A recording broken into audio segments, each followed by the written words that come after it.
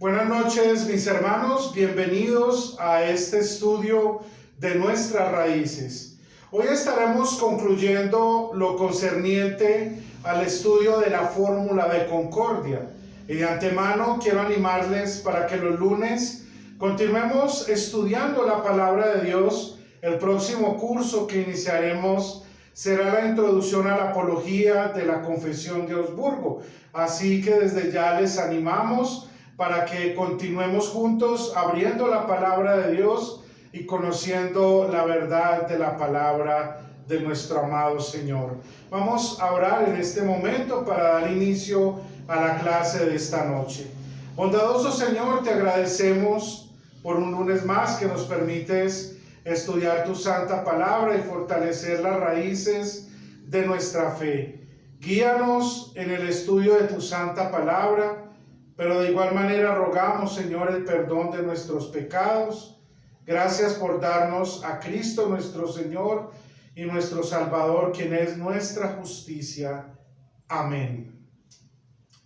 Quiero invitarles para que abran sus Biblias en la segunda carta de Juan.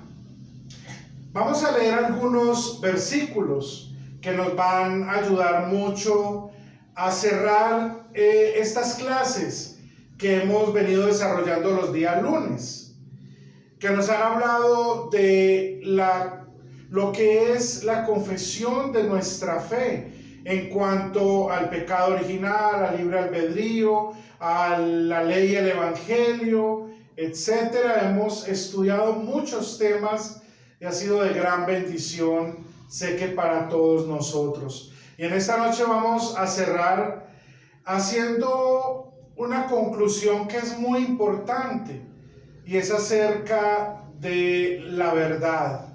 Dios en su palabra nos recuerda qué importante es permanecer siempre en la verdad de su palabra. Voy a leer a partir del versículo 4 de la segunda carta de Juan.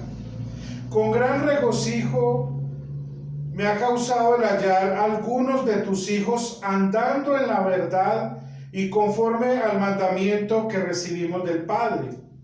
Ahora, Señora, te ruego que nos amemos unos a otros, pero no como si te escribiera un nuevo mandamiento, sino el que hemos tenido desde el principio.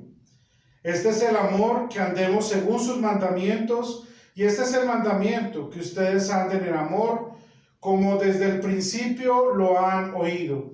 Porque muchos engañadores han salido por el mundo, los cuales no confiesan que Jesucristo ha venido en carne. Estos son engañadores, son el anticristo. Tengan cuidado de no perder el fruto de su trabajo, a fin de que reciban el galardón completo. Cualquiera que se extravía y que no persevera en la enseñanza de Cristo no tiene a Dios, pero el que persevera en la enseñanza de Cristo sí tiene al Padre y tiene al Hijo. Y si alguno se le acerca y no trae esta doctrina, no lo reciban en su casa, ni siquiera le deseen que tenga paz, porque quien le desea paz se hace partícipe de sus malas obras. La fórmula de concordia tiene un propósito: de combatir las falsas enseñanzas, que en ese momento, como ustedes lo han estudiado, fueron ataques que se hicieron contra la iglesia de Cristo, en las doctrinas fundamentales, errores que sin duda llevaron a muchas personas también a la perdición. Y por esa causa es que la fórmula de concordia responde para afirmar lo que la Biblia enseña acerca de la verdad. Juan, en esta epístola, en este texto que acabamos de considerar, nos recuerda lo importante que es andar en la verdad. Él dice: yo me regocijo porque hallo que tus hijos andan en la verdad. Y esa también es la alegría que nos da como pastores y como líderes de la iglesia, saber que nuestros hermanos en la fe están en la verdad. Por eso es tan importante siempre estudiar juntos la palabra de Dios y no dejarla a un lado, ¿cierto? Porque estaríamos precisamente pecando contra el tercer mandamiento. Pero así como Cristo amó la palabra, la enseñó, la vivió y aún llamó a los judíos de aquel entonces: escudriñen las escrituras porque a vosotros os parece que en ellas tenéis la vida eterna y ellas son las que dan testimonio de mí. Asimismo nosotros tomamos la palabra de Dios para conocerla, para que ella nos dé el alimento espiritual y en ella encontrar a Cristo, que es el centro de la Escritura. Así como Juan sentía regocijo de que sus hijos estuvieran en la verdad, nosotros también nos alegramos de que en nuestras congregaciones muchos hermanos estén en los caminos del Señor y que Dios les permita poder seguir creciendo en su vida espiritual y en el conocimiento de la palabra de Dios. Porque eso es también lo que nos recuerda Judas en su carta, en el versículo 3. Amados hermanos, yo he tenido un gran deseo de escribirles acerca de la salvación que tenemos en común, pero ahora me encuentro en la necesidad de escribirles para rogarles que luchen ardientemente por la fe que una vez fue dada a los santos. Y rogamos al Señor que permanezcamos en esa confesión, en la confesión de decir que las sagradas escrituras son inspiradas por Dios y útiles para enseñar, para redarguir, para instruir en justicia, a fin de que el hombre de Dios sea perfectamente entero para toda buena obra. Ese es el propósito. Y por eso en la primera clase ustedes recuerdan que leyendo la primera parte, el epítome de la fórmula de concordia, en uno de sus puntos que creo que es el fundamental, porque así abre toda la enseñanza, diciendo: creemos, enseñamos y confesamos que la única regla y norma según la cual debe valorarse y juzgarse todas las doctrinas juntamente con quienes las enseñan es exclusivamente la escritura profética y apostólica del Antiguo y del Nuevo Testamento, como está escrito en el Salmo 119, versículo 105: lámpara es a mis pies tu palabra y lumbrera a mi camino. Esto es lo que nos da la seguridad de que las confesiones luteranas no fueron el antojo ni el capricho de Lutero o de alguno de los teólogos y pastores que sirvieron en la época de la Reforma. Todo lo contrario, ellos mismos declaran de que son las escrituras la regla y la norma que valora las doctrinas. Por un lado, ¿cierto? Nuestras confesiones están ajustadas a lo que enseña la palabra de Dios. Y segundo, el que las enseña también debe ser valorado según las sagradas escrituras, juntamente con quienes las enseñan. Por eso decimos que somos la iglesia de la palabra, ¿cierto? Porque tenemos seguridad de que nuestra doctrina está ajustada a lo que enseña la palabra de Dios. Y eso es muy importante para tener en cuenta que este estudio que hicimos durante estos lunes y el que vamos a iniciar no son, y reitero, el capricho de algún teólogo o el capricho de Martín Lutero, sino que son exposiciones fieles a lo que enseña la palabra de Dios. Por ejemplo, la doctrina de la justificación por la gracia, por medio de la fe, no fue un capricho del doctor Lutero, sino todo lo contrario. A Lutero abrir las sagradas escrituras, pudo ver que esta era la doctrina fundamental sobre la cual está cimentada la iglesia, como él mismo lo confiesa y lo declara también. Asimismo, la doctrina en cuanto al pecado original, la doctrina en cuanto al libre albedrío, en cuanto a la ley y el evangelio, a las buenas obras, etcétera, etcétera. Podríamos, todas las que hemos visto, la predestinación, todas ellas tienen su fundamento en las sagradas escrituras, porque es lo que la Biblia enseña. Entonces nuestras confesiones luteranas lo que hicieron fue plasmar las enseñanzas de la Biblia y dejándolas para que también fuera una organización más sistemática que nos permita a nosotros estudiar cada uno de esos temas que conforman la doctrina, principalmente que tiene que ver con nuestra salvación. Esto es lo más importante. Otro objetivo que también tenía el estudio de la fórmula de concordia es fortalecer la enseñanza de la palabra de Dios en nuestras congregaciones.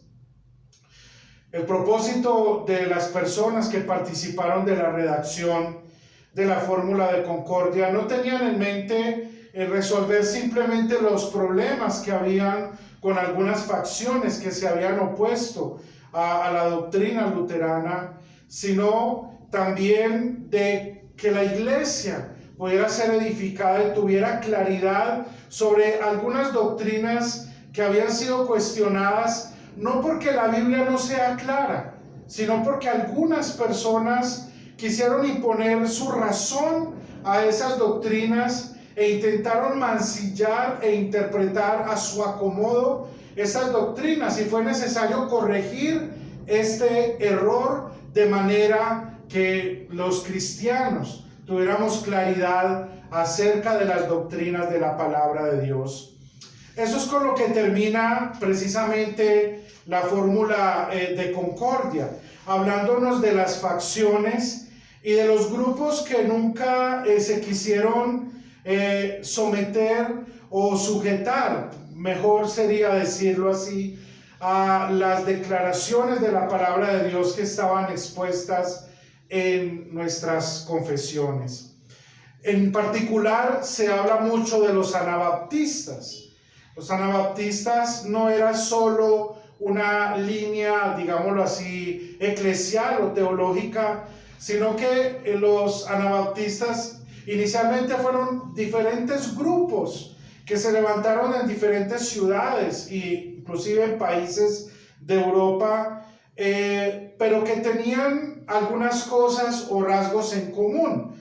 Entre ellos la negación del bautismo de los niños, de allí es que reciben el nombre de anabaptistas, la negación del bautismo como un medio de gracia, la negación de la presencia real de Cristo en la Santa Cena, es decir, no había sacramentos.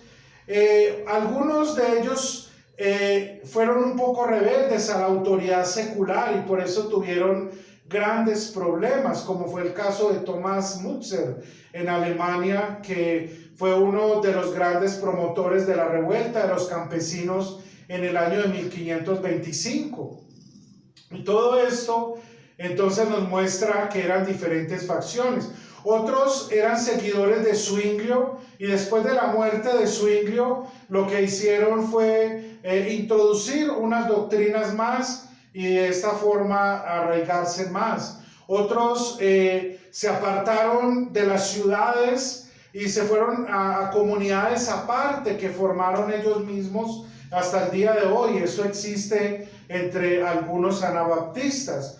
Otros quisieron darle un carácter más eclesial al anabaptismo, como fue Menon Simons, ¿no? Que es el fundador de un movimiento que se conoce como los menonitas, que también es una rama del anabaptismo. En general, estos errores se dice que son sectas que nunca aceptaron la confesión de Augsburgo y las confesiones luteranas, por lo que ya les he mencionado. Primero, porque negaron los medios de gracia, comenzaron a rebautizar, no tuvieron un claro entendimiento de los dos reinos, ¿cierto? Donde Dios gobierna por su palabra, que es el reino espiritual, y el reino terrenal, que es donde Dios gobierna por medio de las autoridades que Él ha establecido, como nos dice Romanos capítulo 13. Ellos tuvieron otras confusiones más. Algunos fueron al extremo de también tener una interpretación equivocada de la persona y de la obra de nuestro Señor Jesucristo. Por eso la fórmula de concordia al final termina diciendo que se rechazan estas sectas porque no están ajustadas a lo que enseña la palabra de Dios, y de otros errores, por ejemplo de los unicitarios y de otras facciones que en ese momento comenzaban a tomar fuerza. Hoy tenemos una complejidad de grupos. La mayoría de nosotros vivimos en grandes ciudades, y así como las grandes ciudades tienen muchos habitantes, también vemos en un solo barrio podemos encontrar 4, 5 o más grupos religiosos, cada uno con una confesión de fe diferente, cada uno creyendo a su manera, interpretando la Biblia de una manera particular. Hoy no podríamos decir que solamente estamos viendo falsa doctrina en X o Y grupo, sino simplemente lo que nos enseña la palabra de Dios es a que amemos y nos mantengamos en la verdad. ¿Y cómo lo recibimos? Cuando estudiamos la palabra de Dios, cuando nosotros aceptamos con amor y gratitud la invitación que nuestros pastores nos hacen para estudiar la doctrina cristiana, el catecismo, la Biblia de una manera sistemática, ¿cierto? Los libros de la Biblia, como estudiamos unos meses atrás a través de estos medios. También de conocer nuestras confesiones de fe, como es conocer el libro de Concordia, ¿cierto? Que es el libro que vamos a seguir estudiando todos los lunes. Así que, hermanos, es un motivo de gran alegría que el Señor permita que nosotros cada día estemos en la verdad, y la alegría que produce eso, como lo expresa el apóstol Juan. Y pidamos al Señor que nos mantenga en sus caminos, que lo que aprendemos de su palabra lo podamos también vivir y poner por obra en nuestras vidas, en el evangelismo que hacemos con nuestros vecinos, con nuestros amigos, con personas que estamos invitando para que comiencen a asistir a nuestras congregaciones, con personas que les estamos hablando acerca de la palabra de Dios. Hoy necesitamos las confesiones. Por eso este libro tiene la fecha de 1580, como ese libro de Concordia, no quedó allá en el olvido, ¿cierto? Como una reliquia del luteranismo. ¿Por qué todavía los pastores, los maestros, los profesores, los líderes seguimos hablando, enseñando lo que dice allí? ¿Porque es igual a la palabra de Dios? No, ya lo hemos dejado claro, ¿cierto? Como mencioné hace unos minutos atrás, ¿sí? Que la única regla y norma de la cual se debe valorar todas las enseñanzas y los que la enseñan es la bendita palabra de Dios. No debe considerarse, por tanto, iguales a las Sagradas Escrituras, pero ellas están subordinadas a ella. Por eso representan la interpretación de lo que la Biblia nos enseña, y por eso hoy son una herramienta también útil para instruir a los cristianos, para instruir a unas personas que se están preparando para servir en el ministerio pastoral, las personas que se están capacitando para desarrollar un liderazgo en una congregación o en la iglesia nacional. Eso es muy importante, y por eso las confesiones todavía están allí, dándonos un testimonio claro de lo que la Biblia nos enseña claramente y en concordancia con ellas. Por eso le agradecemos a Dios por habernos permitido estudiar. Espero que cada una de las lecciones que vimos hayan sido de gran bendición para ustedes. El próximo lunes, como ya les he anunciado, esperamos con el favor de nuestro Dios estar iniciando una introducción. No podemos, lamentablemente, por el tiempo y por la extensión en los horarios, y tampoco queremos extendernos mucho en las clases, pero lo que vamos a hacer es un resumen a modo de introducción para que ustedes conozcan los artículos de la fe, por qué están allí, qué falsas doctrinas están combatiendo también, ¿cierto? Y cuáles son las verdades de la palabra que se afirman. Entonces, esto es muy valioso para todos nosotros. Que el Señor les bendiga y que Él permita que cada día todos nosotros tengamos el deseo de escudriñar su santa palabra. Terminemos con oración. Te agradecemos, amantísimo Señor, por darnos hoy la oportunidad de estudiar tu palabra. Asimismo, como Juan tenía esa gratitud, nosotros también como pastores y líderes de la iglesia agradecemos por cada uno de nuestros hermanos que se han fortalecido en su fe por el estudio de su santa palabra. Te rogamos, Señor, para que nos dirijas siempre, nos des el alimento espiritual y nos permitas conocer más tu santa palabra. Te lo rogamos por Cristo, tu Hijo, nuestro Señor. Amén.